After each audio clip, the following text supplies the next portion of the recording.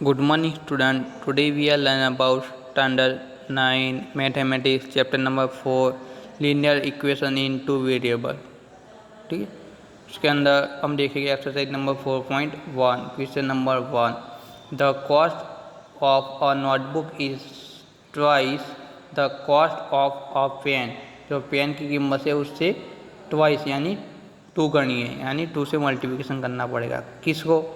तो नोटबुक की जो पेन की कीमत है उसको। Write a linear equation in two variable to represent this statement.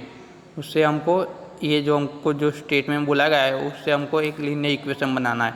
तो ये नोटबुक से उससे यहाँ पे 2 इंटू पेन हो जाएगा। ठीक है, ये फर्स्ट लीनियर इक्वेशन बन गया। सिमिलरली आगे क्या बोला गया है कि यही इक्वेशन यूज़ करना है हमको। ठीक है, तो हम उसको राइट के किस तरह प्रेजेंट करेंगे। Let the cost of a notebook be x and the cost of a pen by y. Then according to the given data the cost of a notebook is twice the cost of a pen. तो जो notebook का price है equal to क्या होगा, 2 into pen का price होगा। ठीक है, 2 एक्स इक्वल टू 2y। तो क्या होगा, इसके यहाँ से 2y इस साइड प्लस है तो इक्वल टू का अपोजिट साइड आएगा तो माइनस हो जाएगा। x minus 2y equal to 0 is the required linear equation in 2 variable. यहाँ पे 2 वेरिएबल है, x है और y भी है। ठीक है, अब नेक्स्ट बात करते हैं क्वेश्चन नंबर 2 की। Express the following linear equation in the form ax plus b y plus c equal to 0 and indicate the value of a b c and in each case। यहाँ पे हमको क्या करना है, ए बी सी का value हमको निकालना है। तो ए का इक्वेशन है हमारा 2x plus 3y equal to 9.35 बार है। तो ए जो कांस्टेंट टर्म है इक्वल टू के राइट साइड है, इसको हम लेफ्ट साइड लाएंगे तो ये प्लस है तो साइन चेंज होकर माइनस हो जाएगा। तो यहाँ पे अब क्या करना है, जो ए का कोएफिशिएंट है उसको एक्स के कोएफिशिएंट को ए लेना है, वाई के कोएफिशिएंट को बी लेना है और जो कांस्टेंट टर्म है उसको सी लेना है। तो ए का वैल्यू निकल आएगा 2, बी का वैल्यू निकल आएगा 3 और सी का वैल्यू निकल आएगा -9.35 बार। सिमिलरली सेकंड क्वेश्चन है x minus 5y divided by 5 minus 10 equal to 10।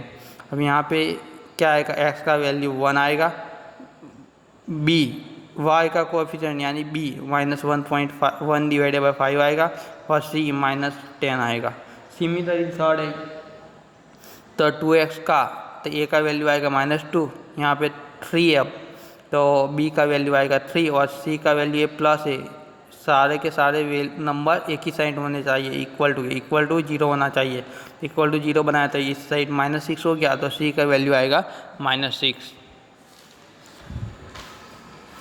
हम बात करते हैं थर्ड एग्जांपल की। x इक्वल टू 3y है तो सबसे पहले मैं क्या करूँगा, ये 3y प्लस इस साइड आ जाएगा तो माइनस हो जाएगा। x minus 3y equal to 0, तो a equal to 1, b equal to -3 और c इक्वल टू 0 हो जाएगा। सिमिलरली ये 2x ये -5y इस साइड आएगा तो +5y हो जाएगा, प्लस 0 इक्वल टू 0 तो a equal to 2, b equal to 5 और c equal to 0। a equal to 3, b equal to 0। यहाँ पे y वाला कोई हमको टर्म नहीं दिख रहा तो y का वैल्यू b का वैल्यू 0 हो जाएगा और c का value 2, y minus 2 equal to 0। तो x वाला कोई टर्म हमको नज़र नहीं आ रहा तो a का वैल्यू 0 हो जाएगा, b का वैल्यू 1 और c का वैल्यू -1 और लास्ट है 5 इक्वल टू 2x। तो क्या होगा, ये 5 प्लस है इस साइड इक्वल टू का अपोजिट साइड जाएगा -2x है, 2x -5 इक्वल टू 0। a का वैल्यू 2, b वाला y वाला टर्म हमको नज़र नहीं आ रहा इसलिए b का वैल्यू 0 और c का वैल्यू -5.5। यहाँ पे हमारा एक्सरसाइज नंबर 4.1 कंप्लीट हुआ। अब बात करते हैं एक्सरसाइज नंबर 4.2 की। मैं टेक्स्ट बुक में ओपन कर लेता हूँ 4.2। Which one of the following option is true and why. ठीक है, जो फर्स्ट है उसके मैंने आंसर लिखता ले यहाँ पे।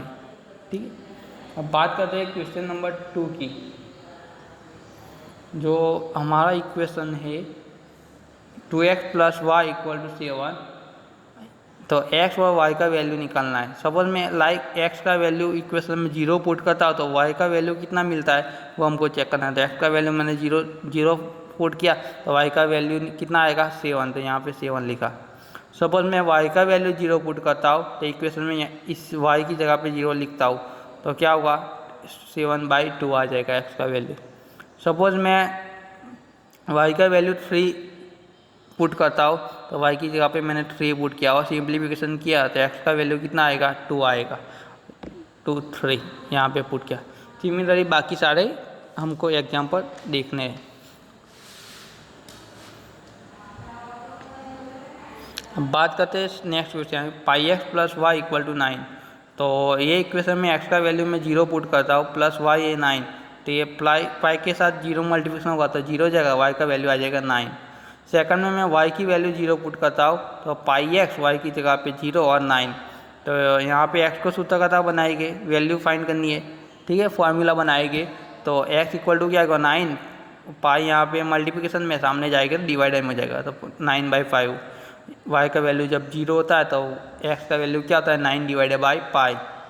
अब जब x का वैल्यू 1 होता है तब y का वैल्यू क्या मिलता है, तो x की जगह पे 1 पुट किया प्लस y = 9, पाई 1 जा पाई, पाई प्लस है अपोजिट साइड जाएगा तो माइनस हो जाएगा तो y = 9 - पाई, ठीक है। सिमिलरली थर्ड एग्जाम्पल यहाँ पे दिया हुआ है, आप देख सकते हो कि x = 4y तो क्या होगा x - 4y = 0।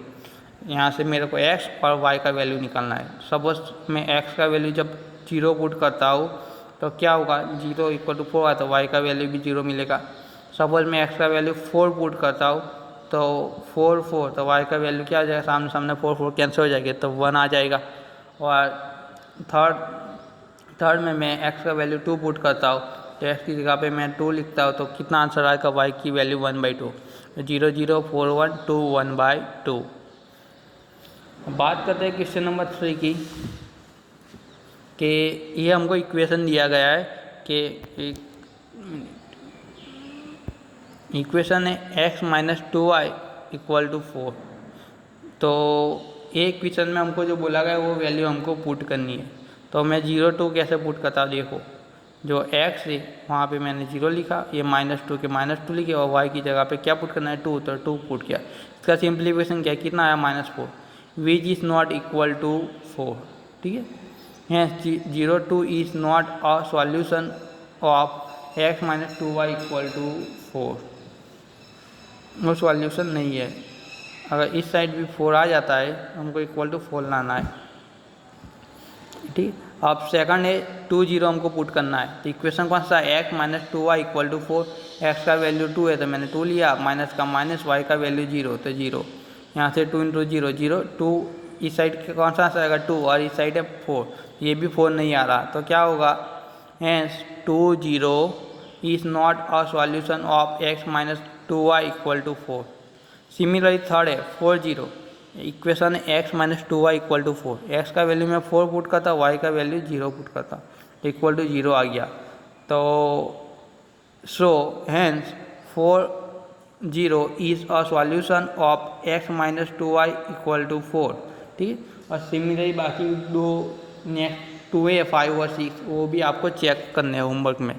अब बात करते हैं क्वेश्चन नंबर 4 की।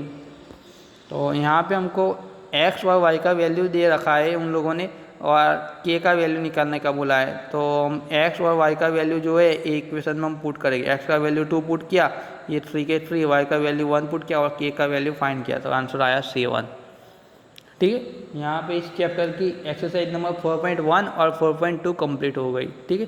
और इसको आपको कुछ डाउट हो तो मेरे को कमेंट बॉक्स में बता सकते हो। Okay, thank you student.